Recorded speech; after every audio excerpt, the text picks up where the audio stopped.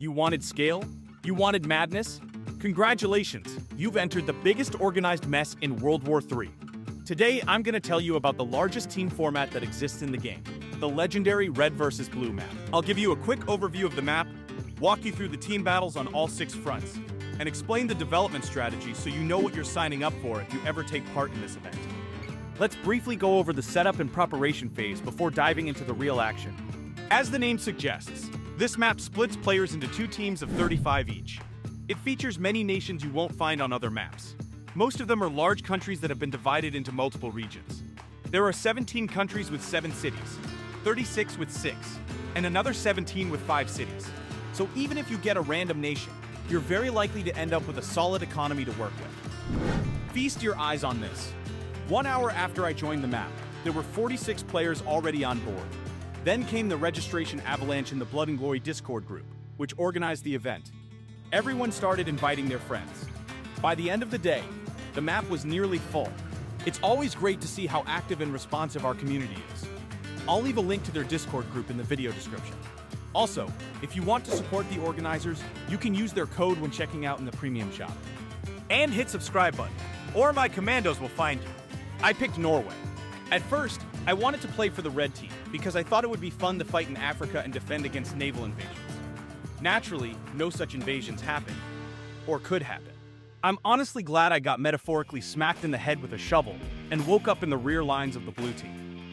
The first thing I did was build arms industry in all my cities, except the one that produces fuel. Trust me, fuel is going to be the one thing you'll never run out of, so don't waste extra resources there. Here you can see my current resource production.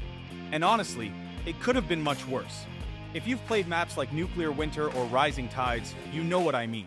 Thankfully, we have a generous 12-day prep period before real fighting starts. That means we can actually build something useful and put it to good use. I decided to research special forces because that's the role I plan to focus on.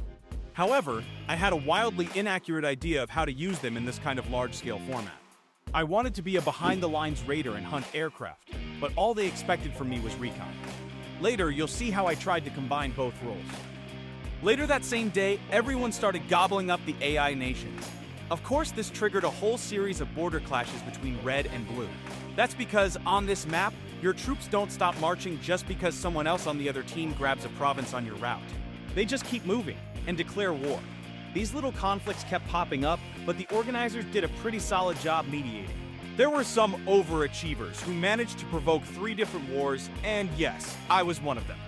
Just kidding, I only triggered one. Honest. I was among those who rushed to conquer the AI nations. Right now, I'm marching through Finland and trying to get my greedy hands on either Helsinki or Tallinn. First, I tried to disembark in Estonia, but the red team had already taken it. So now I'm going after whatever's left in this case, after Helsinki. Along the Finnish journey, I bumped into northern Russia in one of the provinces, but we resolved the conflict peacefully like 2 reasonable warlords. At the same time, I'm building the infrastructure needed for my special forces and upgrading arms industry in the cities that produce electronics and rare materials. Later, I'll also build underground bunkers here. This plan wasn't something I came up with.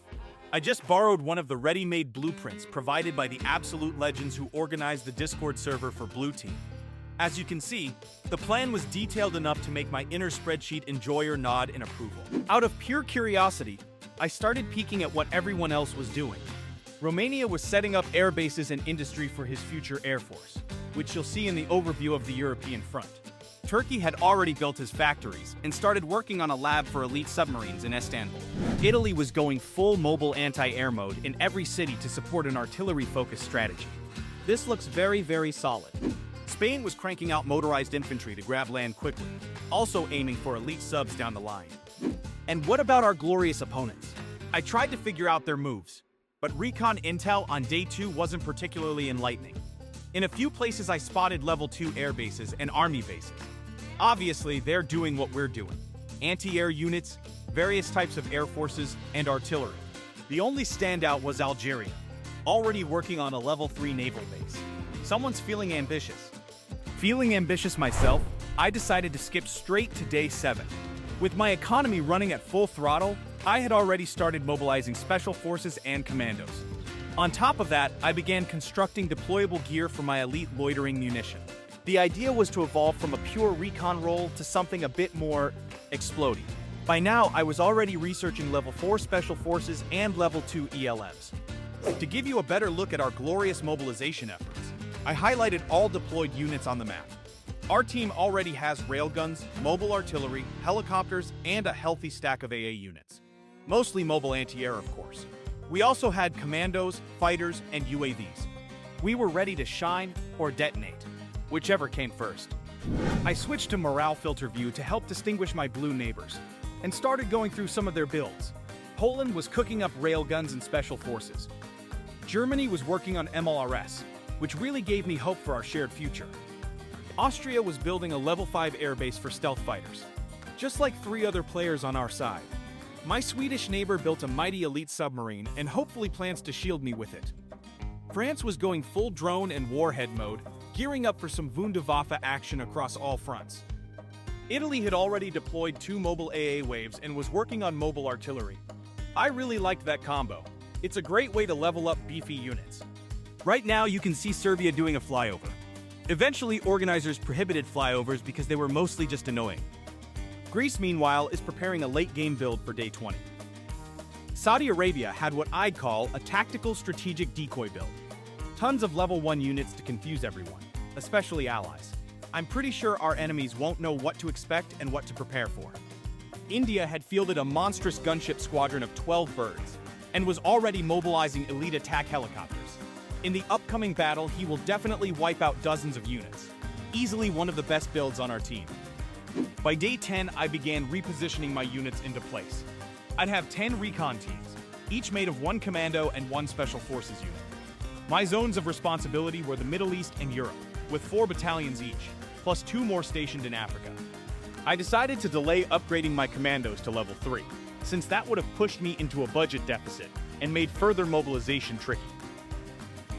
On the 3rd try, I finally managed to highlight all our units to show you our progress. With 3 days left to prep, the roster was already starting to look like a real army. Compared to day 7, we gained more anti-air, artillery, all types of air force, and elite subs. Flashing forward from the future, I can tell you our navy ended up being only half the size of Red's. So yeah, our ships may have been few, but their explosions were definitely memorable. Time to move on to the front lines. Let's start with the European front, where I was useful, just to give you the impression that I was always useful in this match. On this front, I'm operating with 4 recon battalions, 3 near the Belarusian line and 1 close to Serbia.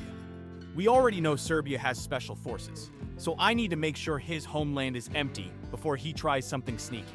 I'm joined by Poland and Germany with their artillery divisions, Alaska's helicopters, stealth fighters, and AWACS from Peru, Austria, and Western USA, plus Kenya's missile defense.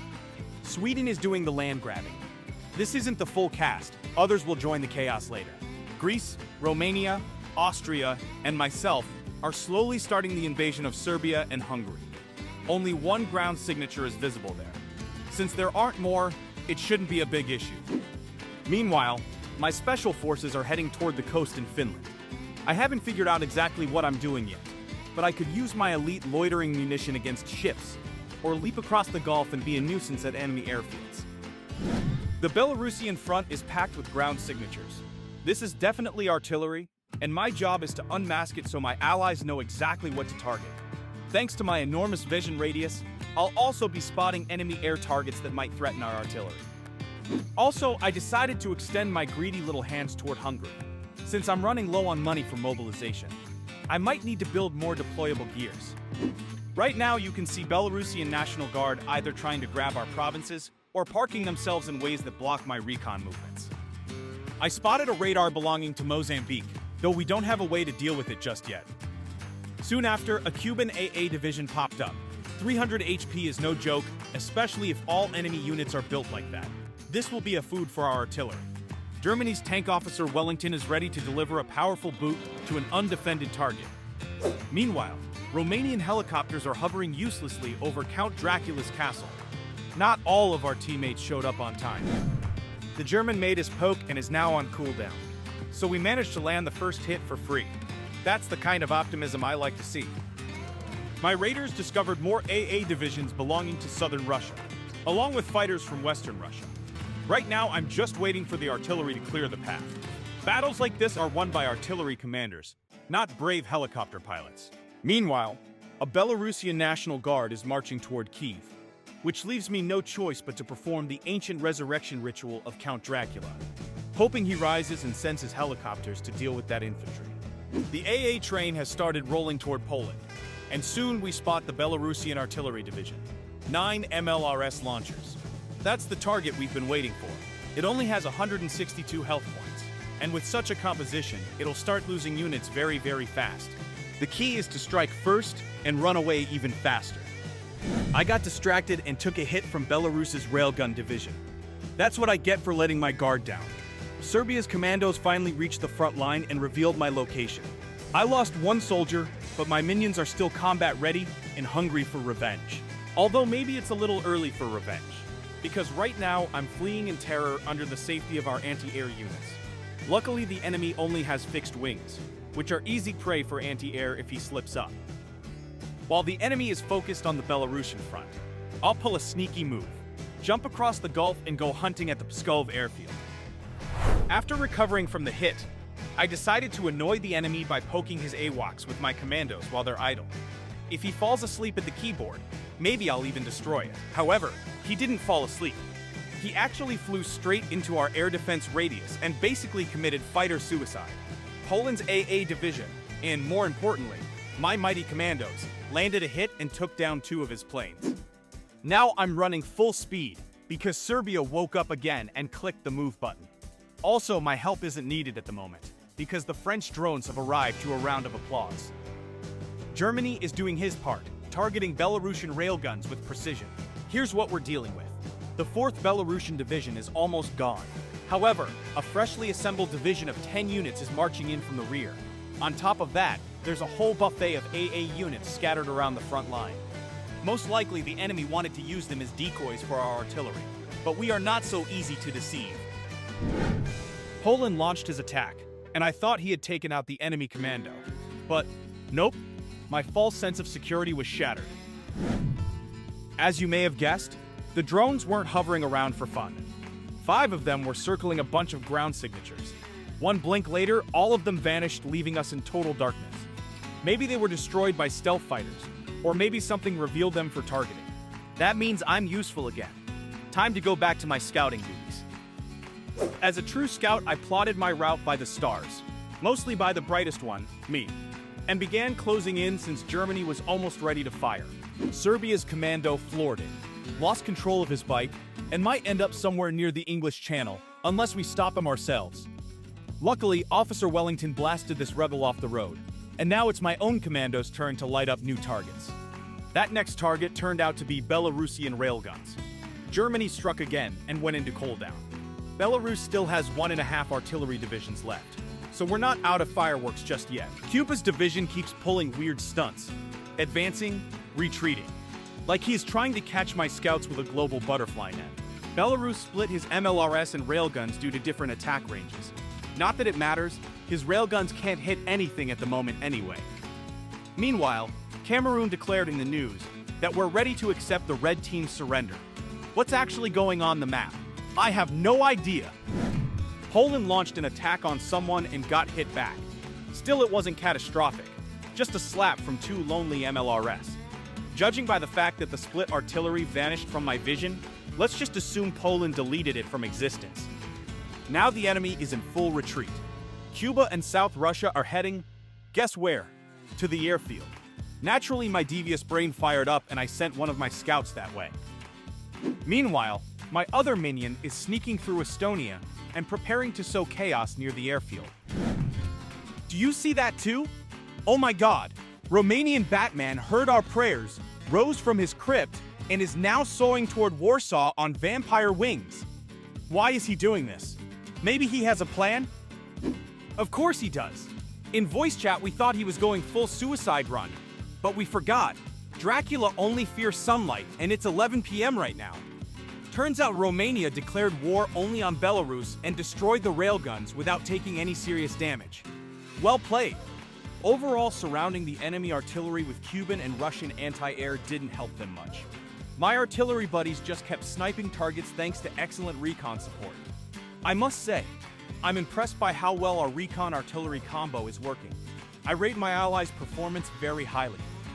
I stationed my saboteurs along the anti-air retreat path to buy my teammates more time for airstrikes. And once again, I stumbled upon sleepy Serbia. But this time, I'm not running away in fear. This guy has no artillery or aircraft. On my side, I've got Romanian Batman, and we are the terrors that flap in the night. Soon, motorized infantry started closing in on Grodno, right when Poland was on cooldown. And guess what happened? That's right, Poland killed the ground. He hit the province center instead of the enemy. It happens to the best of us. Allies began attacking the Special Forces division since it had finally arrived where it was supposed to be all along, between enemy artillery and our own. That woke Serbia up, and he started moving in the opposite direction. Meanwhile, we were wrapping up our conquest of empty Hungary. Canada joined the chaos, cleaning up rear targets and giving us a big assist in deleting some Belarusian infantry. At the airfield in Peskov, I found helicopters, and of course, more commandos.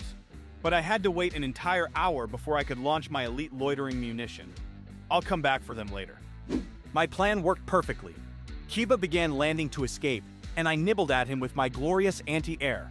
That also opened the door for our fighters to take some free shots in the sky. Peru destroyed an enemy drone and went off to refuel. You can't see it, but Romania also launched an intercept in the background. Serbian Special Forces went for a different escape route: air assault. Unfortunately for them, not only could I see this, but our AWACS had them lit up as well. A few moments later, Canadian strike fighters turned that squad into a pancake. Now you're witnessing 2 Serbian gunships attacking Poland. Those are the same helicopters whose return I'll be eagerly waiting for at the airfield. Romania finally arrived and took a hearty bite out of the retreating Cuban stack. I attacked the landed enemy with my ELM and managed to destroy 3 National Guardsmen. Not exactly what I hoped for, but I'll take what I can get. Then I spotted a lone Belarusian MLRS. Of course I couldn't resist crashing into it. Stealth mode was no longer needed. The front was breached, and I was ready to go full rampage. But I didn't kill it with the first hit. At the same time, Serbia decided to strike me with helicopters. That actually worked in my favor. The chopper had just 0.2 health points left. One more tap, and it's done. I reached the airfield with my special forces and went offline. That turned out to be the worst possible move, because I lost my precious minion as a result. A revenge plan began brewing in my head immediately. But first I had to find the culprit. That's a job for my intelligence service. In the middle of day 14, when the battle on the European front was almost over, Western Russia suddenly woke up and began attacking Sweden with his elite frigates. I spotted a Serbian division and decided to approach it to deploy my drones and prevent it from escaping the attack. As a result, I destroyed 3 enemy units. Hopefully now you can see just how cool and overpowered ELM is in this type of game. True to his nature, Serbia once again used air assault. Like a real action movie hero, I didn't even look back at the explosions, because I knew he was heading straight into our AA and AWACS. Canada defended my city of Kirkenes from an invader who showed up an entire day late. Meanwhile, Russia attacked Swedish infantry from all directions, but France and Canada quickly dealt with the enemy frigates. To wrap things up, I used my ELM to send the elite frigate to feed Norwegian sharks, avenging the attack on my city. That concludes the European front report. Now let's move on to all the other places where I mostly served as part of the landscape. To the sound of epic music, our army assembled on the North African front. The troops included artillery divisions from Italy and Cameroon. Each of them had also fought on other fronts. Alongside them were air units. Morocco brought both regular and stealth fighters, plus an AWACS. India deployed 2 helicopter wings, one of them stealth. And of course there was me, acting as our recon expert. And Spain, the ever-hungry devourer of cleared territories. Together we formed a fully autonomous battle group, ready for anything. As you can see, stealth fighters flew freely over Algeria, revealing enemy UAVs and 4 Ethiopian jets. Meanwhile, the enemy launched an assault with National Guard infantry, walking straight into our artillery. Algeria had built an airfield right on the border, basically handing us an invitation to bomb something during refueling. Italy advanced on the city of Bechar, which had an armored signature. At the same time, Morocco's stealth aircraft were sweeping the skies, hunting for any enemy helicopters lurking in the rear. Cameroon eliminated the first overly ambitious invader. I moved toward a mountainous province to gain a better field of vision because of terrain bonuses. At one point, I even spotted a Mozambican commando, but it quickly retreated. Now you can see a green signature moving toward, guess what? That perfectly placed airfield right on the border. This part wasn't caught on recording, but India destroyed 4 enemy jets during their refueling stop, right after they had attacked a Moroccan infantryman here. You can also see a ground signature pulling back from the mountain province. As you've probably guessed by now, this front didn't see much resistance. One Algerian city was guarded by a Libyan division, but since she was clearly AFK, it got wiped out by Cameroon and Italy. Here's a screenshot of Cameroon's attack, showing exactly which units made up that unfortunate division. Following this, the blue team moved to capture the rest of Africa. Near Tunisia, another Libyan division stood its ground, apparently expecting us to attack from that direction. Soon after, I discovered a division of 3 Libyan CRVs, and, refusing to accept my irrelevance on this front, launched my elite loitering munition to eliminate them. A little later, I rammed into that division myself, taking out 2 units. Shortly after, Canada finished off the last one. I could have stopped there, but no. My curiosity lured me deeper into the desert.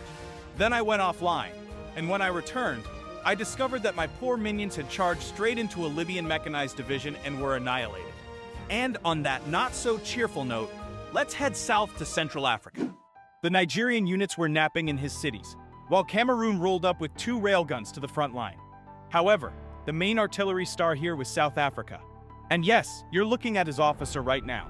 His name is Megatron. Pleased to make your acquaintance. Alongside them were Morocco's AWACS and stealth fighters, Indian helicopters, and French UAVs.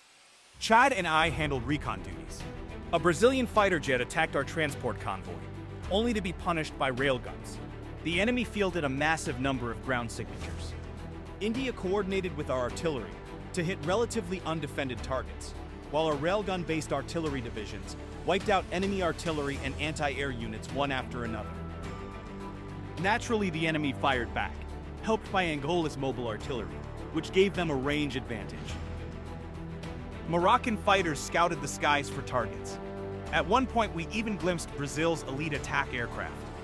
Then the French UAVs arrived and spotted an Angolan division with 5 mobile SAMs. That's going to be a lovely snack for helicopters. South Africa's Megatron was so powerful that he ignored the dozen ground signatures and charged forward to take provinces. He used one of the captured provinces as a hit-and-run base, while all the other provinces and signatures were merely targets he would soon obliterate. The UAVs spotted a cluster of remaining enemy forces, what was left after an Indian airstrike. Bolivia, Namibia, and Angola were retreating into the continent because, just like on the European front, their artillery had run out quickly. Judging by the fact that India's helicopters remained intact, it's safe to say they only attacked targets without mobile anti-air. For a brief moment, I even managed to spot an enemy recon unit. Unfortunately, no one could take him out because everyone was busy focusing fire on enemy artillery. India launched another air raid on vulnerable units, this time hitting 3 mobile artillery and SAM launchers in the city of Malanje, because the disorganized mobile anti-airs scattered in all directions. Soon after, I moved toward that city and revealed the remains of Egyptian air defenses. Of course, they also became an easy meal for Megatron. From there, our forces pushed deeper into Angola. The French UAVs didn't just spot targets. Drones eliminated them with conventional cruise missiles. It may have seemed like an easy ride, but we were up against a whole crowd of opponents, fielding their own air defenses, artillery, air units, and commandos. Artillery performed brilliantly here, especially Megatron. Air support also played an invaluable role, both as recon and as top-tier damage dealers. One could even say this victory came with minimal losses. Now let's talk about our Colombian pirate. Let's not beat around the bush. He won his war in the very first hour by catching Mexican artillery in the water with destroyers. Also on the front were Canadian strikers taking potshots at the same unfortunate Mexican player. Colombia brought a railgun division too. And then came Israel, sending in his commandos. Kenya provided missile defense in the rear. Western US hovered with AWACS, and destroyers started patrolling the seas, dropping mines like party favors around the continent. From North America came National Guard units, sweeping through territory. Mexico still had a few scattered units, but most had already been sunk between Cuba and Venezuela. 11 hours in, there were still no enemies to be found. So the colonizers marched onward, gobbling up provinces across South America. The UK contributed elite submarines, which just sailed up and down the coasts playing pirate shanties. You might be asking, where are the enemies? They're not in the Americas. They're all stuck in Central Africa trying not to get Megatroned. Canada, meanwhile, treated himself to an all-inclusive buffet in enemy homeland cities, with Cuba and Mexico delivering mobilized units on a silver platter. This was just a red to blue land transfer. With no better use for them, all air forces were soon redeployed back to Europe. This is what a continental blockade is supposed to look like. Columbus patrolled the seas, proudly planting his flag in the form of naval mines on every shipping lane he visited. According to him, the enemy did have some ships in AWACS, but retreated as soon as they saw his destroyers coming. Now you see frigates off the coast of Africa. What are they doing there? Nobody knows. To seal the deal, this contactless battle ended in a contactless victory for the blue team. Now let's head over to India. Naturally, Indian gunships were there, along with Peruvian stealth fighters and Australian railguns in every possible configuration. Hopefully he will upgrade them to level 3 soon. Thailand brought in mobile artillery with mobile anti-air. Chad took care of reconnaissance and, of course, there was an AWACS, but just one. 2 hours later, we spotted a green signature flying across our territory without being revealed. What does that mean? Correct, it's a special forces unit, and it just successfully landed. I'm almost certain it's from Western China, since we know he has both regular and elite commandos. How effectively did he use his units? Hard to say. We might not even be aware of all his moves. China maneuvered his scouts along the front line collecting intel, and launched sneaky raids, occasionally running into our units. But those efforts didn't lead to much. The enemy simply didn't have the means to capitalize on the targets marked by China. Some of his scouts were taken out by gunships or interceptors during air assault, though not all. India is surrounded from all sides, and on the Nepalese front we don't even have enough AWACS coverage. So the troops are just standing there, waiting for the enemy to make the first move. Now you're seeing Sweden maneuvering his submarines near Indonesia. Who is he fighting there? No idea. Our enemies have stealth submarines too. We also know Indonesia has elite frigates and ASW helicopters. Sweden also sent some submarines toward Japan, and along the way he spotted Eastern China's fleet, cruisers and elite subs. Since there were no friendly units on the Japanese front and the enemy had both helicopters and submarines, the fate of the Swedish subs was not great. Now we're watching Peru flying around with stealth fighters. He spotted helicopters and fighters belonging to Kazakhstan. Apparently, Peru is trying to find an angle to patrol attack the helicopters without touching anything else. So, what happened during the attack? The stealth fighters lost an insane 70 health points, while Kazakhstan only lost 1 helicopter. When fighters attack air targets using patrol technique, they also strike all ground targets within the patrol zone. Apparently, there were air defense and other units with strong point defenses there, which caused that ungodly amount of damage. Since stealth fighters don't have radar, Peru couldn't detect them in advance. 5 hours later, India grouped 7 gunships into one massive squad, and Australia stacked 15 units into a single division. Was this some kind of overstacking flash mob? I would have joined too, but alas, I wasn't invited to this front. The good news, though, is that Australia finally upgraded to level 3 railguns, making him basically omnipotent. Kazakhstan launched his offensive from the Myanmar side, although he used nothing but massive stacks of air defense and National Guard.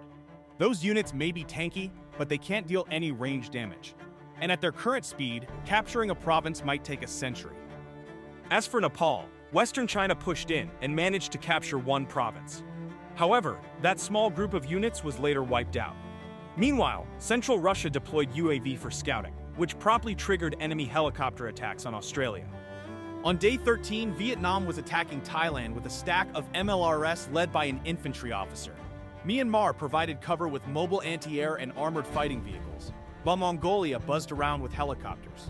Thailand tried to slow the enemy by sending a few units, but since they were eventually caught in the water, this move didn't really work out.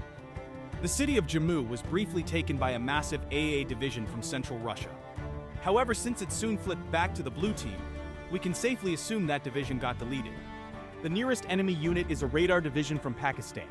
Sadly, I only hovered over it instead of clicking, so we don't know the full composition. But we do know it lacks artillery and has mobile anti-air nearby. In other words, it's an anti-air stack, or as I prefer to call it, a snack for our artillery gremlins. Chad reached Afghanistan's capital and spotted a huge Special Forces division, a wing of Afghan helicopters, and Kazakhstan's air defenses. A green signature approached our lines and was instantly shelled by railguns. Another green signature that had been lingering on the left side of the screen turned out to be Brazilian fighters. Brazil was AFK on all fronts, and those planes just circled the same pixel the entire match. Shortly after, Chad's scout slammed into some enemy mobile AA and got vaporized. Maybe he copied that move from me. After all, I make YouTube guides for a reason, and I'm glad it helps someone. This isn't the end of our Indian front tale. But before we continue, let's rewind and jump into our final battlefield, the Middle East. You're immediately greeted by a division that clearly escaped from a secret level 1 only testing facility. There's a radar, an AWACS, commandos from Norway and Israel, some level 1 helicopters, plus a bonus level 1 squad. And of course, Greece's artillery division. From the other side, Turkey brings in his railguns, while Italy sends over mobile artillery. Iraq's fighter wing is attacking an infantryman. Considering Iraq's playstyle, the countdown to that fighter squad's destruction has already begun. Meanwhile, I played the anti-infantry defense role in eastern Turkey and launched an elite loitering munition. 3 enemy units deleted. The 4th one was chilling, but my commandos are on the way to help him relocate permanently. Victory will be mine. And here it is. The enemy was easily destroyed in close combat. Soon, Iran rolled out an artillery division supported by an infantry officer. Looks really dangerous. Turkey is currently sailing toward Egyptian frigates with questionable intentions. What he doesn't know is that Egypt has its own security service, and it's en route. Saudi territory is now covered in black smudges, which usually means one thing. Our units are constantly taking damage. Saudi helicopters fearlessly charge at a target but lose 35 health points in return. I boldly approached enemy fighters and started nibbling at them with my anti-air, hoping the enemy lets me be useful once again. This front has zero need for stealth, so I'm doing whatever I please. Another one of my battalions scouted the composition of an Iraqi infantry officer stack. At this moment, Syrian strike fighters were parked at the Baghdad airfield, while a wing of 4 Iraqi fighters and an air ace buzzed right over my head.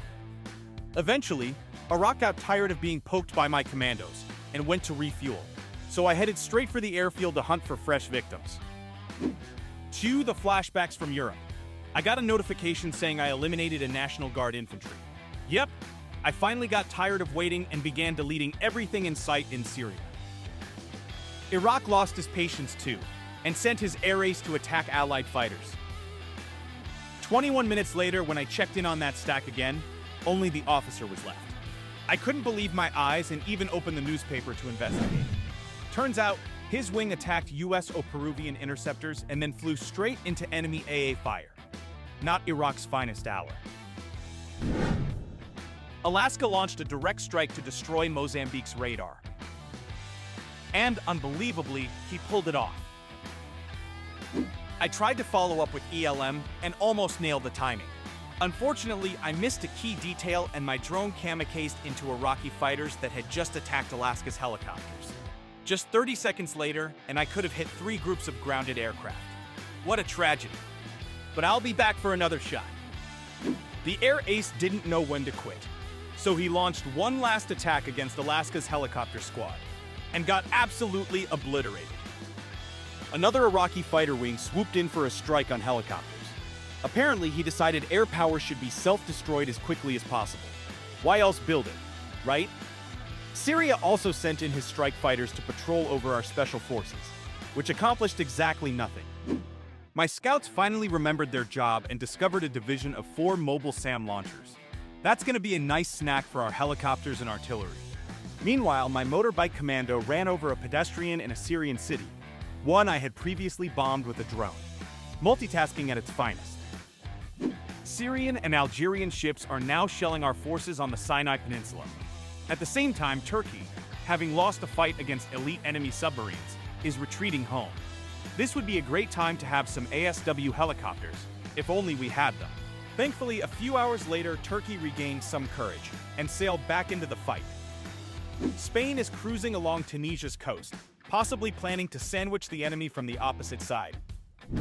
Unfortunately, I overslept the moment when my commandos needed to retreat and I got trapped. An Iraqi infantry division cut off my escape.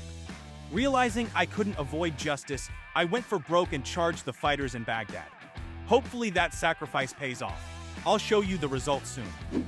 I smashed into the planes and India joined the party with his helicopters, wiping out a stack of AA in the process. But it wasn't enough to free my beloved commandos. If I can't save my minions, I might as well make the enemy suffer. I launched an elite loitering munition and summoned the full fury of Norwegian commandos for this final strike. I hit 3 targets at once and wiped out 5 infantry units. During the commando melee, I also took out 2 more fighters. A painful loss, but not a meaningless one. Now you can see the Red Navy fully dominating the seas. They even destroyed an airfield while Saudi helicopters were refueling on it. Iraq began embarking to retreat into the backlines. Naturally, I used my favorite European front technique. Stand in the enemy's escape path, light them up for allies, and pepper them with my mighty AA. Think it doesn't work? Well, you're wrong. I heroically took out 1 enemy infantryman. My kill streak didn't stop there. I targeted another battalion and eliminated a National Guard unit I had previously softened up with a drone. Noticing ground signatures nearby, I moved in for a closer look. Iran didn't disappoint me. It's like he deliberately designed some stacks entirely out of mobile anti-air, and others with none at all, basically putting up a big neon sign for Indian helicopters. 3 damage here. A few minutes later, Iranian artillery showed up. And you won't believe it, also completely AA free, and split into separate divisions. Fortunately, India is one of those players you don't have to beg to hit a juicy target served on a silver platter. He saw the opportunity and seized it. From my perspective, the attack didn't look all that impressive, but India's screenshot tells a different story. 13 enemy units wiped out, not a single helicopter scratched. That's why stocking AA with artillery matters. The red naval signatures near Israel are roaming like they own the place. Turkey retreated once again, while Spain slowly moved in. Whether that'll actually accomplish anything remains to be seen. Looking at this screenshot, you can probably tell the naval battle didn't go too well. On the other hand, the Red Fleet scored an overwhelming victory, but still failed to turn the tide on any front. I launched ELM to help mop up Iranian units, only to realize how pointless that was. I forgot my commando platoon wasn't a regular one. It was double, easily strong enough to solo the weakened enemy battalion. Meanwhile, Kazakhstan flew in to take down my drone, and succeeded. What he didn't know is that I already had a vengeance plan locked and loaded. I set up an ambush at the airfield where Kazakhstan had to land, and launched my ELM moments before he arrived. His wing of 5 fighters flew right into my trap and got obliterated. Finally, I made the rear raid that I had been dreaming about from the beginning of this round. Soon after, I hoped to pull the same trick on Syrian strike fighters. However, Iran destroyed the airfield just before their arrival, redirecting planes to the nearest one, which happened to be guarded by Turkish railguns. And with that victory, I went off to pay Afghanistan a visit. Now you're looking at a light snack for our forces: Brazilian elite attack aircraft. There were originally 5 of them, but Greek AA and Peruvian fighters brought their AFK vacation to an abrupt end. By this point, the red team had basically accepted defeat. Some players still didn't surrender though, mainly because they had just come online for the first time. Afghanistan was one of them. Maybe it hurts your soul too, watching 8 overstacked helicopters hit artillery and mobile anti-air with direct attack. But Thailand missed one opportunity either. He could have moved his AA to cover the artillery and retaliated with full force. India hit helicopters while they were refueling. Whether that raid was effective or not, I have no idea. It didn't even matter. At this stage, we had enough forces on this front to flip the enemy like a steak on a grill. I finally reached Herat and made a decisive contribution to the Indian front by taking out a sleeping helicopter and an infantryman. The Afghan helicopter wing was down to just 4 birds, and they were flying straight into Thai artillery. The end was near, but I couldn't stop there. I flipped the battle a second time by destroying another infantry unit in Kandahar. At long last, I was doing what I had wanted from the start, snacking enemies in close combat right in their homeland. As a finishing touch, I made it all the way to the capital and stopped to light up the remaining enemy units. After all, I'm a scout, and I take that job very seriously. We decided to spare Brazil, since he hadn't attacked us after the red team surrendered. A few days later, our team controlled enough land to win the game. At that point, let's take a look around to see what enemy units are still alive. Near my Norway, there are ships and even an elite submarine sneaking around right under our noses. In Mongolia, which had become a kind of safe zone, most of the enemy aircraft were stationed. Nothing fancy, no stealth fighters, no helicopters, no UAVs. Only conventional aircraft, vulnerable to fighters and air defense. At the bottom of the map, there was a massive cluster of enemy units, mostly naval. I won't list them. You can see for yourself. They had at least twice as much Navy left as we did. That, in fact, was the main reason for our victory. The enemy focused on producing ships, AA, ground units, and fixed-wing aircraft. Meanwhile, our side invested in artillery, helicopters, special forces, and stealth tech. If you enjoyed this video, make sure to subscribe to the greatest World War III channel of all time, Meliodas Gaming. I'm joking. Of course, subscribe to my channel and drop a like. And don't forget to check out the Blood and Glory Discord group, who organized this entire event. Thanks for sticking with me till the end. See you soon.